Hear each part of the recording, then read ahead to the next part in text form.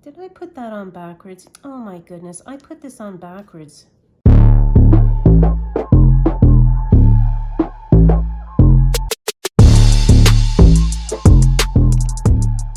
So for this card, I got my inspiration from a letterpress plate that I used called Letterpress of the Month, February 2025, called Luxe Damask.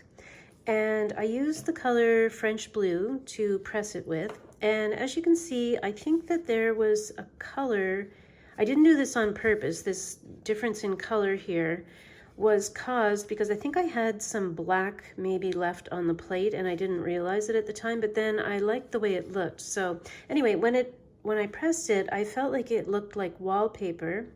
And then when we got this little piece that looks like a shelf, I thought, oh, that looks like it could be a shelf against a wall.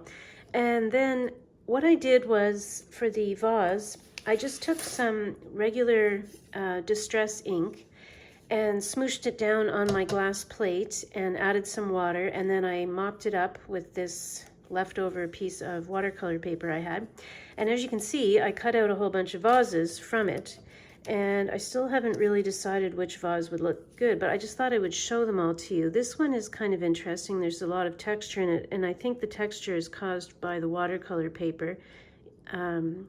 And then there's this one. This one is kind of neat. It's all different colors.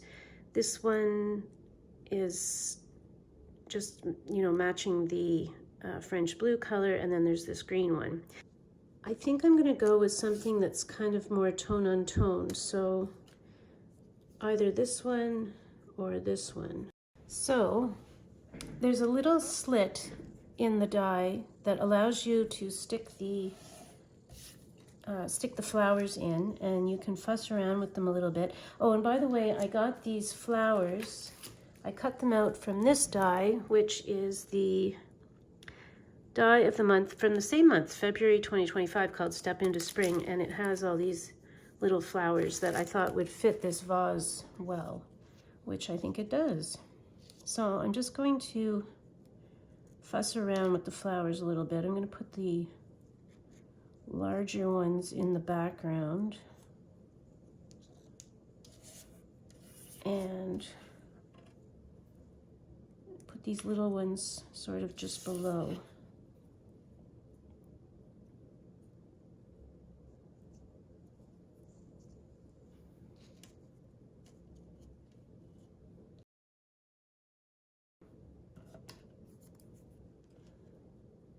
Oh, and another little tool that I found, look at this, I found this at the thrift store, and it's two acrylic plates with magnets in them, and when you line them up, I don't know what this was for, it was probably to frame something, but I have found that it's kind of handy for let me just remove the flowers and I'll show you. You glue something together and you want it to, instead of putting something heavy on top of it, you can just sort of put it in between these two plates, which is kind of neat. Actually, why don't we leave it inside there?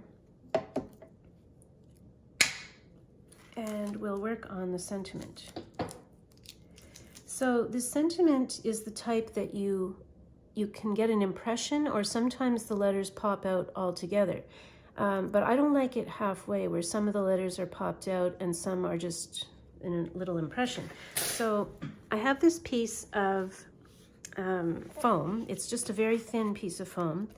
And if you have one of these tools, this is the Spellbinders tool-in-one, that has the brush at the other end, you can just brush the back of it and you can see all the little pieces will just go flying.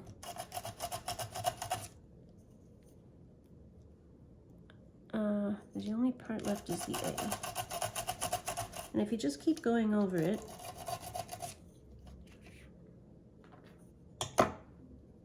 it works perfectly. It works way better than you would think it would. Okay, and I'll just put some glue behind here.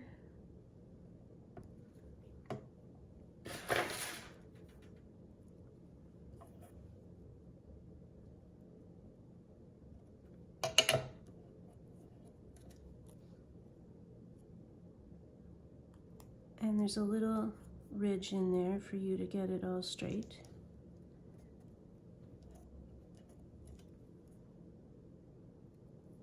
There. Okay, now I'll remove this piece. I'll put this piece in here.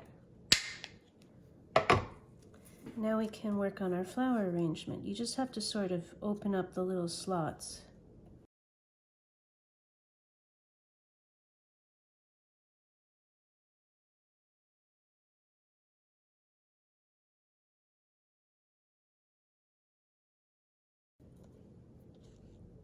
If you want them to stand up a little bit on the card, you can just take some tape. I'm just going to take some paper tape.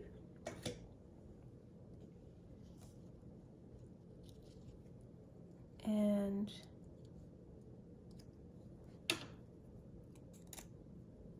that might be way too big a piece of paper tape there. Actually, I think I'm just going to use a little piece of washi tape that I have beside me here. You can just secure them like that to the back.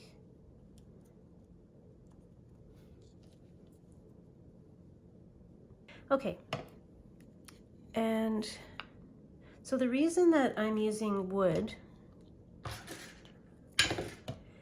for these pieces, did I put that on backwards? Oh my goodness, I put this on backwards. I'm gonna go cut another piece of this. By the way, what I'm using for wood cardstock is this crate paper piece of paper that has it has a crossword puzzle on the back. It's called Emma's Shop. But anyway, you can use any sort of wood grain paper that you like. So I'll just go cut this little piece again and glue it on top because that is not what I wanted that to look like. Okay, so I've cut the extra piece, and it's probably better that I did that anyway because then the shelf will just have a little more dimension.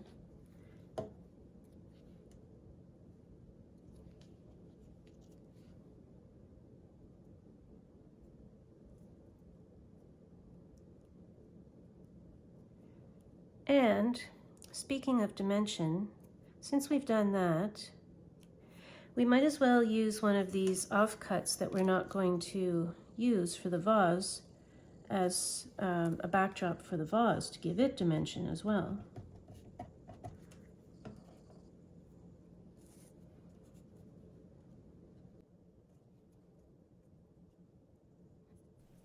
So once I got the flower arrangement looking perfect, I turned it over and proceeded to add dimensionals to the back. And at first I was just going to put the foam on just the flowers, but then I realized that it wasn't going to look right, so I just ended up adding dimensionals to the entire thing, and then I put some on the back of the sentiment, and we're ready to finally place this down.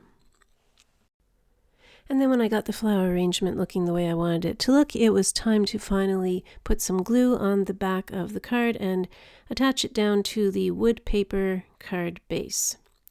And then when I did that, I realized that the vase was looking like it needed a little shading. So I took one of these small blending brushes and I took the color of letterpress ink that I used to press the paper in the first place, and I just shaded all the way around the vase on the sides.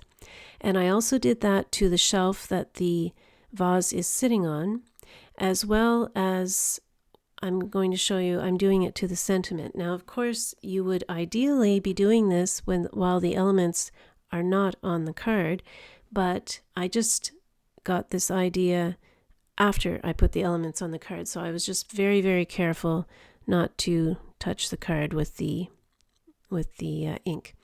Now, another little tip is if you ever put a card front onto a card base and you don't get it on there squarely, or maybe you've cut the card base just a little bit too large and you have that white line showing all the way around the edge, this is a great way to disguise this. You can just take some ink in the same color as the background paper and just go around the whole thing. Just be careful that you don't curve your foam applicator around to the back of the card so that you're actually coloring the inside of the card too. And I'm even going to do this along the spine. And in this case, the added benefit is that it makes it look as though the wood paper is sort of singed all the way around. Anyway, that's my card for today. I'll see you tomorrow on day 5, and I hope you enjoyed it.